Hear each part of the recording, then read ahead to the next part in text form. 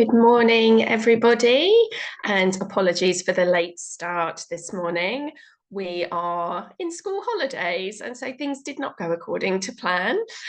So I just needed to allow myself extra time just to be prepared for you. And in some ways, it feels very apt for today's subject, which is looking at this idea of what does it mean to be good enough?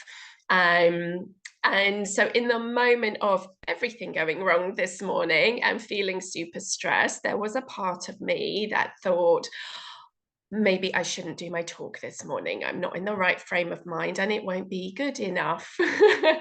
And then another part of me thought, well, maybe we can just take some time and prepare, and consistency and showing up and keeping your promises is more important than being ultra perfect all the time.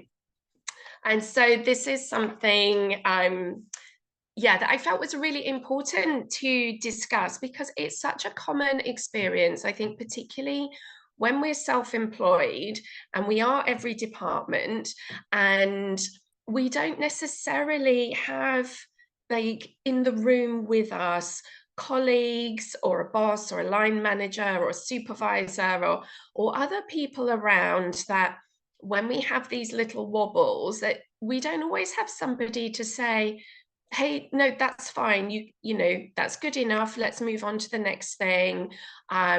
Or if you're having doubts about doing something at all, to have somebody around. And so partly that's why I have the group, so that we can support each other when we have these little wobbles.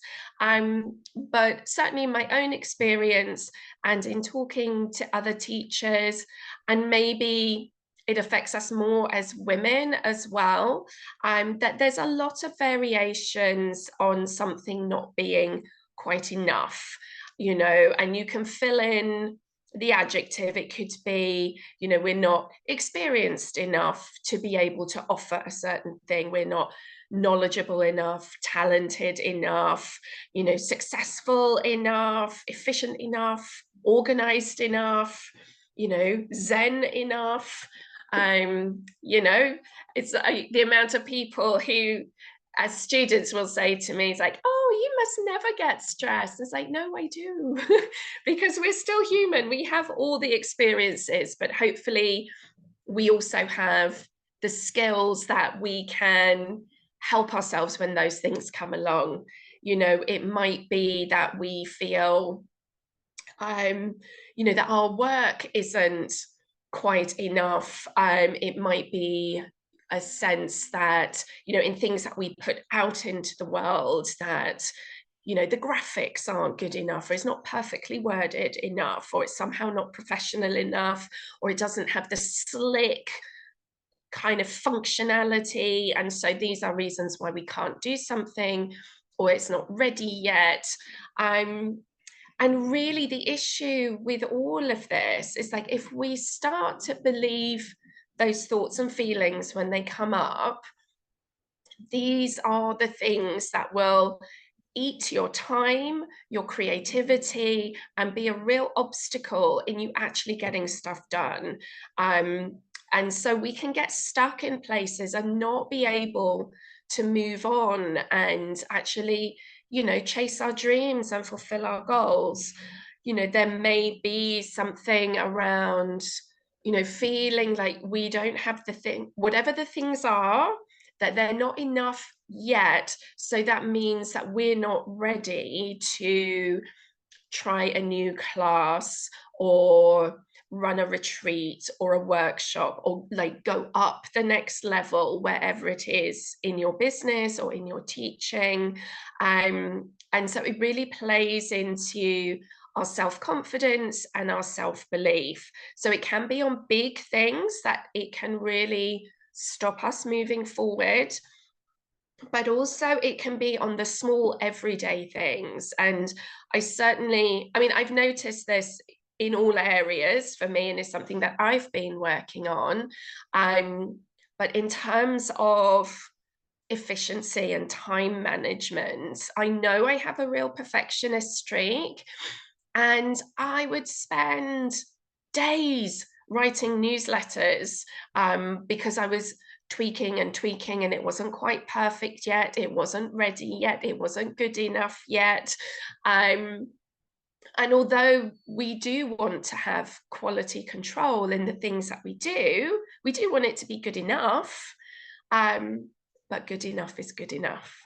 And so you can free up so much more time and energy by just drawing a line, and when something's good enough, finish it, move on to the next thing.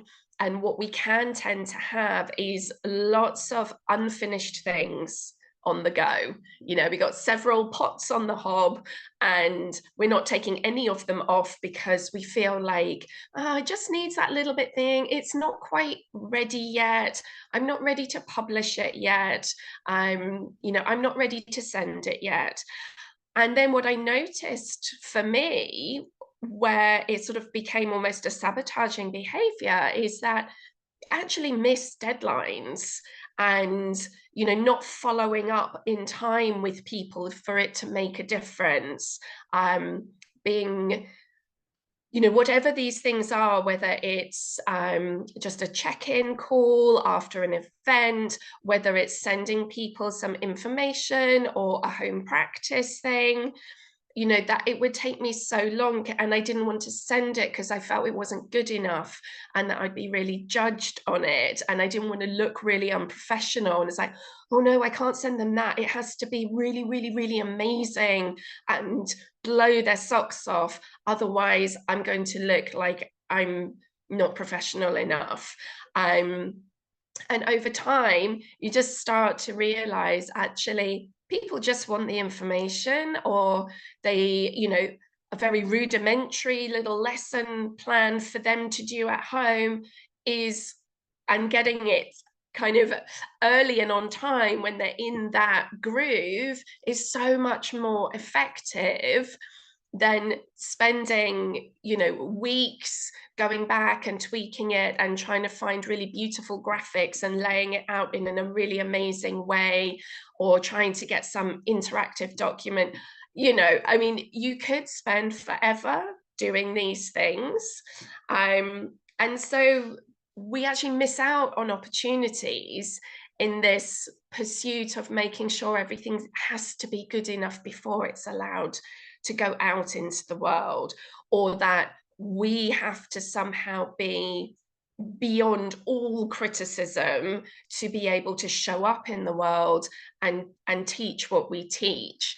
And in the end, that doesn't serve anyone, because if we're not delivering stuff, if we're not showing up, then we're not helping people, because we're not sharing what we know.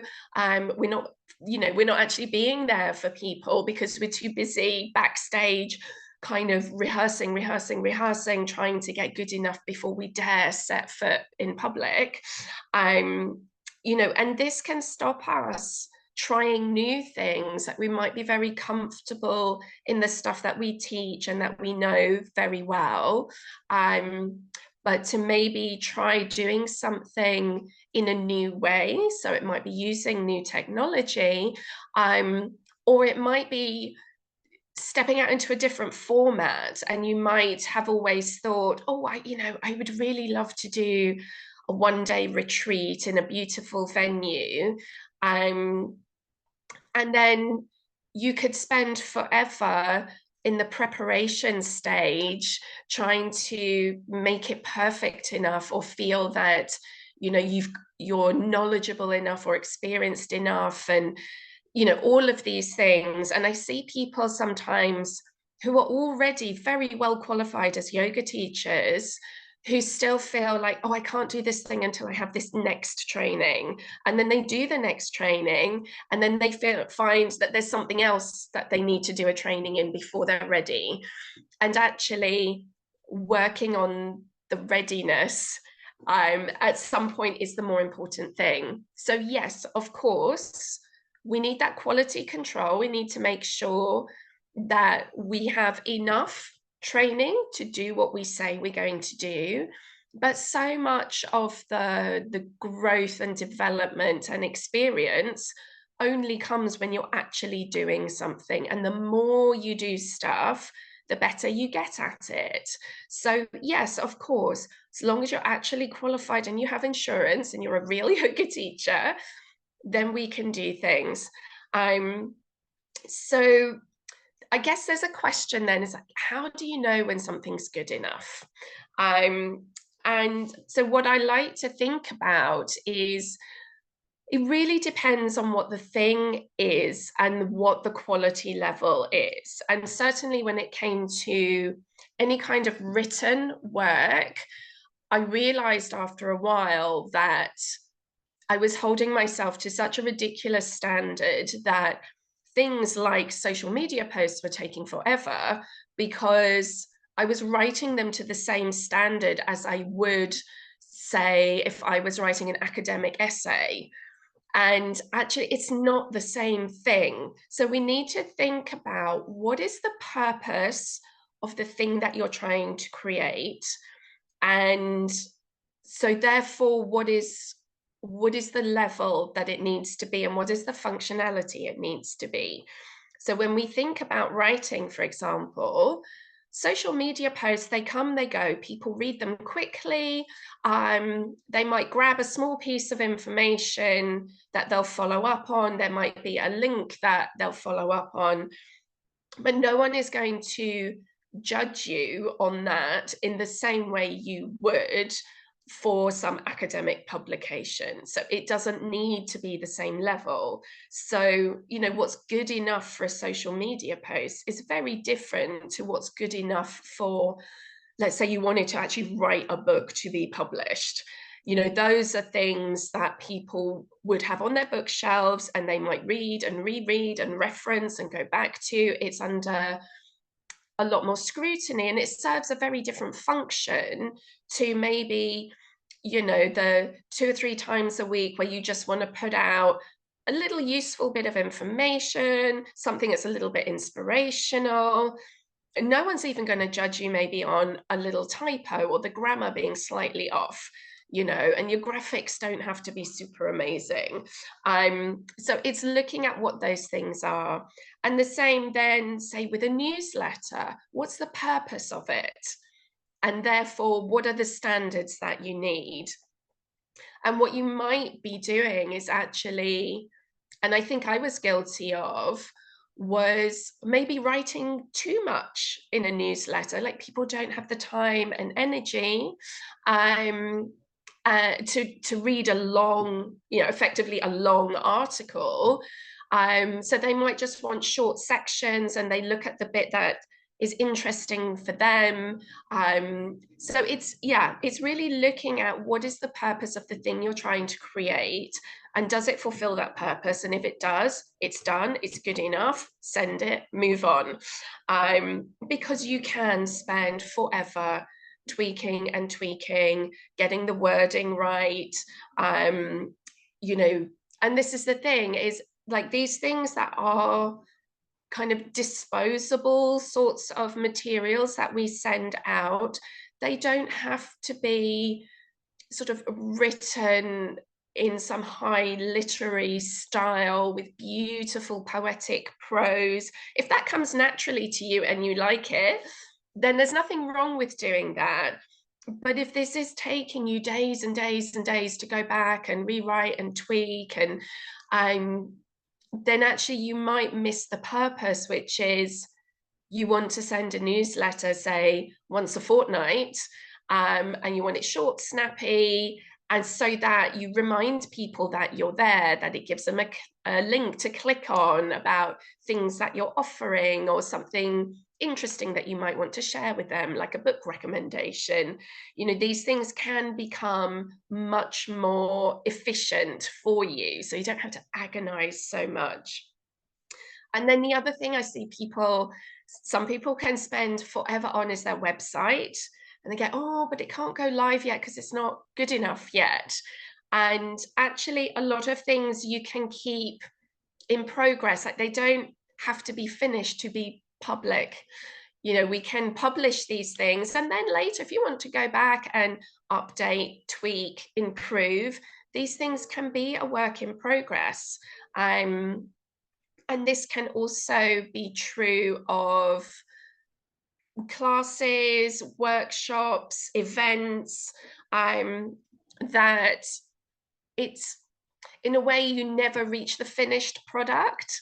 So you get it good enough, and maybe it's the first time you run a workshop, and so maybe you price it accordingly and you ask for some feedback, and then next time you will have learned something by doing it the first time, and then you tweak and improve, and then maybe you can increase the price a bit to reflect that. So these things are a work in progress always, and we're always tweaking and refining. And so there's not ever really the finished product. Us as teachers, when are we finished and complete as a teacher? I don't think we ever reach that. We're always developing and learning, and what we do right now is good enough. And we can keep learning and improving and maybe adding new skills. So there's always improvements to be made, but that doesn't mean that where we're at right now isn't good enough. You want to think about, well, what's the purpose of my class? Do I know more than my students in terms of yoga? I suspect you do. And so where you're at right now is good enough. And then you can take some time for reflection and see, well, where would I like to tweak things? What else would I like to offer? How can I keep improving? That's great. As long as you don't get to that point of, oh, I can't take the next step because I'm not ready yet, because this is not good enough yet. So it's really worth, when you hit those blocks, I think absolutely it's a really good idea just to pause for a moment, and then just check, is this true?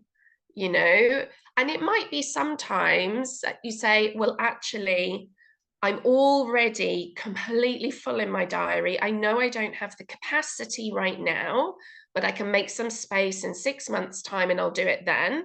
So that's a sensible thing to say. I'm not ready yet because of a real situation. You may genuinely know that you need a little bit of training before you can do the thing that you would really like to do. So years and years ago, although I worked one-to-one with pregnancy, and I might have the odd pregnant woman in a group class, and I felt fine with that, I wanted to set up a pregnancy class where I'd have lots of women all at different stages of pregnancy. And I felt for that, I did need extra training. So I did that. And then I set up the group class. So there are things like that. So sometimes there are real, genuine reasons that there's a certain bit of information or something technical that needs to be in place first. But a lot of the time, those blocks are perhaps fear-based, that we don't feel ready yet, and we might worry about being judged. And so there's that real fear of stepping out of our comfort zone and doing something. Whenever we grow, whenever we do something new, there's always a tinge of fear there, because we don't know. We're stepping into a new space, and until you do it a few times and get comfortable with it, it is going to feel a little bit edgy.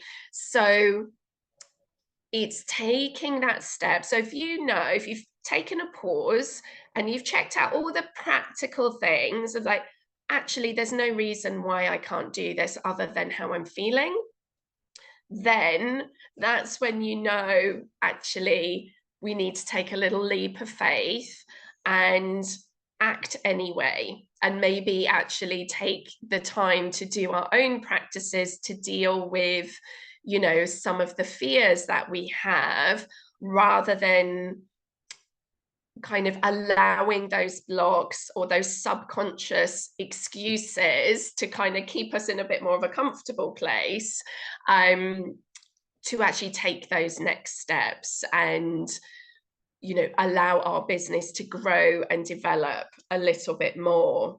So in a practical way, I mean, one of the mantras that I have, it's not ascribed to anyone, so I don't know who to credit with it, but done is better than perfect is, it's a way for me to just get things done.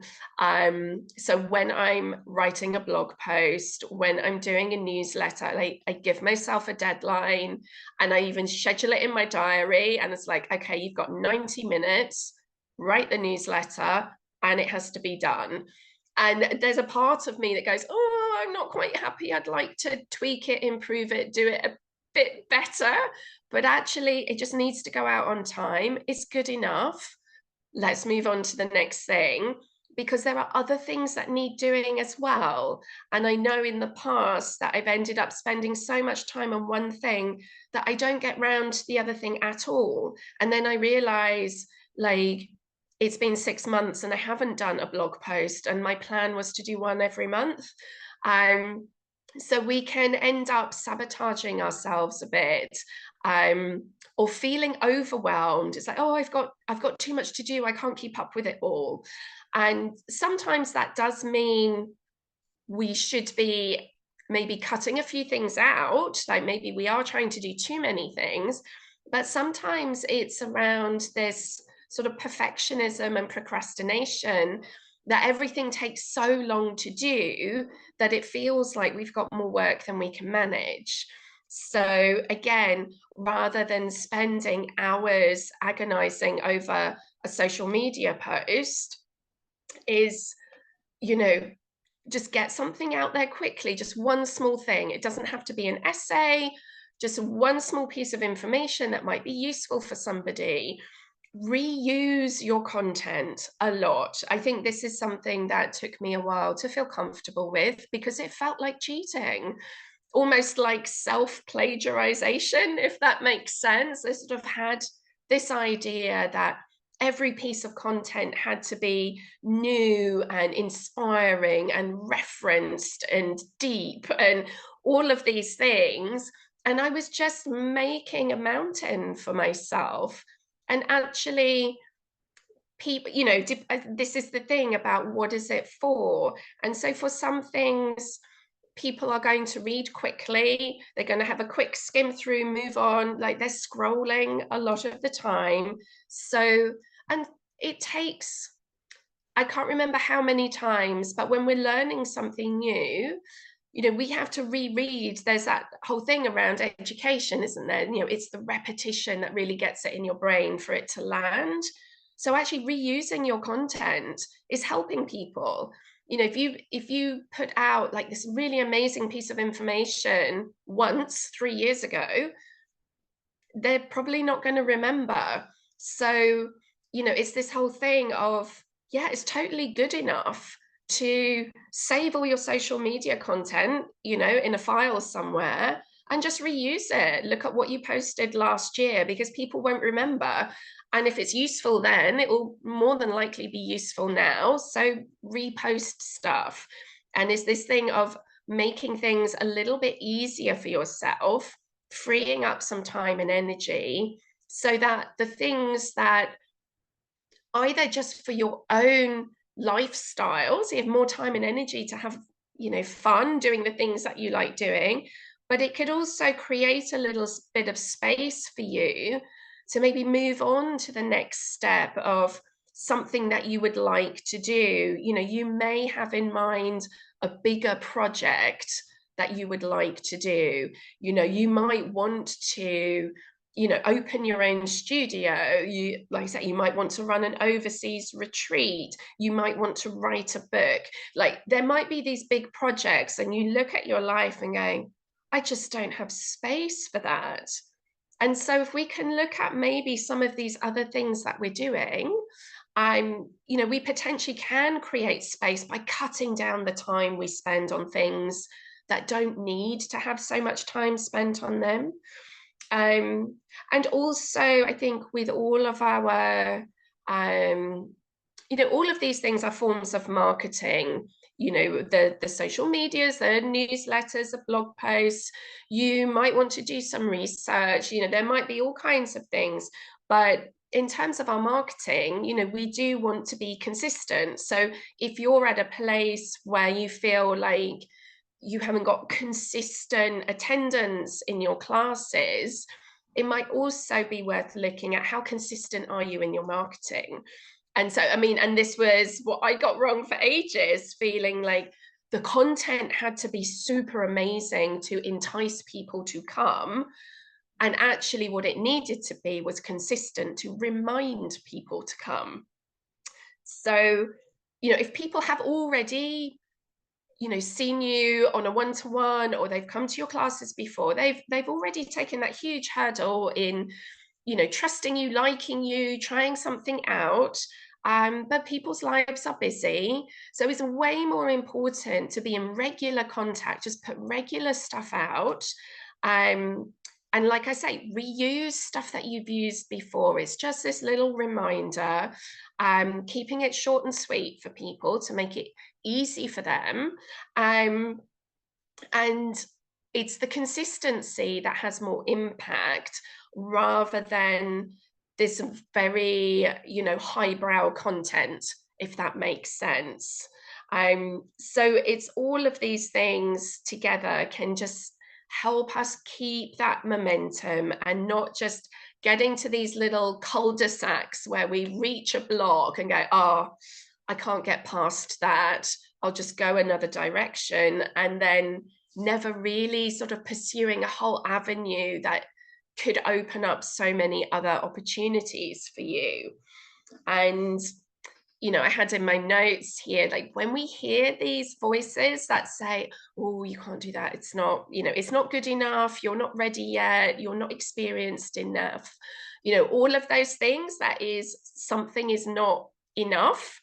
I think it's really interesting just to ask yourself, like, whose voice is that? Like, who is it who said that where you're at isn't good enough at the moment? And where did this idea come from that it has to be this way and there's no room for it to be done a different way, or it has to be only this standard or it doesn't count?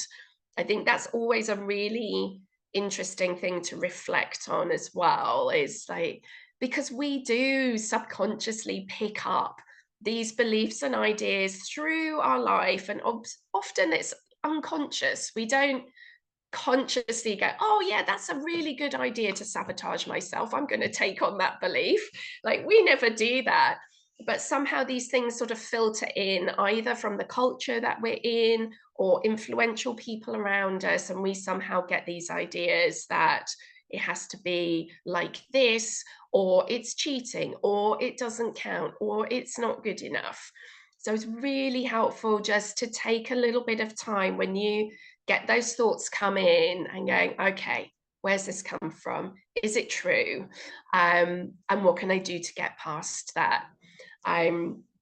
So another quote that I found, which I really like, and again, is about this whole kind of growth mindset, is, and you do the best you can until you know better. And then when you know better, you can do better.